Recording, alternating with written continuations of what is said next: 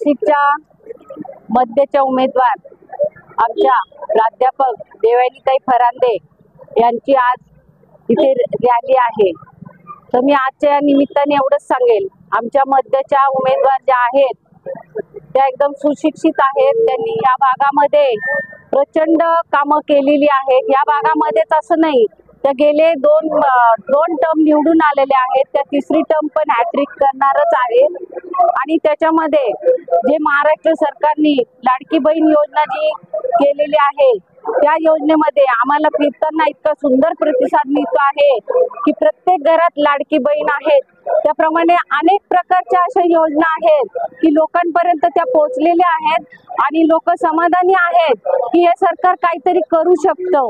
आणि आपले आमदार जर आपण बघितलं की कुठल्याही क्षेत्र असो, कुठलाही समाज असो, त्यांनी सर्व ठिकाणी प्रत्येकाला न्याय दिलेला आहे आणि त्याप्रमाणे लोक पण त्यांना भरभरून मतदान करतील, एवढं मी या निमित्ताने सांगते।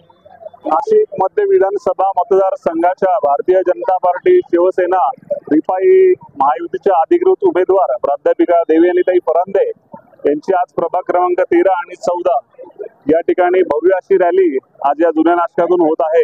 आज आपण बघू शकता की एवढा मोठा जनसमुदाय, युवक असतील, महिला असतील, मोठ्या प्रमाणात ताईंसाठी एकत्र या ठिकाणी आलेला आहे। या ठिकाणी नक्की आतापर्यंत सगळे रेकॉर्ड मोडले जातील आणि भव्य असा लीड देवयानीताई फरांदे यांना या भागातून मिळेल अशी सर्वांना या ठिकाणी खात्री आहे। आणि हिंदुत्व हा मुद्दा या ठिकाणी प्रकर्षाने महत्वाचा आहे आणि सगळा हिंदू समाज आज देवयानीताई फरांदे यांच्यासाठी आज एकवटला आहे।